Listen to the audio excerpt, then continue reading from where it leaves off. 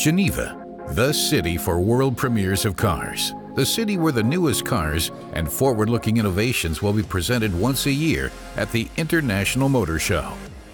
Especially at Daimler, there is a lot going on because the AMG GT family will have an addition to it, the Mercedes-AMG GT four-door model Coupé.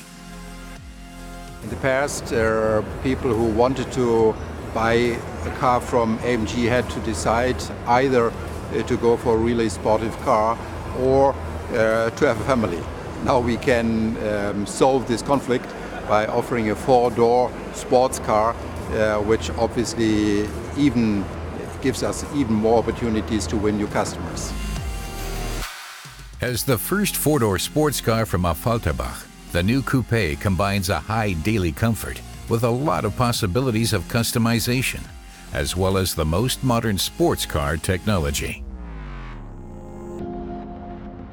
We introduced kind of satellites at the steering wheel where you can change the functionality by the driver and you can change the functionality itself at the same knob. The new flagship model can reach a speed of 315 kilometers per hour and has small multi-beam LED headlights, a shark nose, and an adjustable rear spoiler, which all in all makes it a typical AMG GT family member.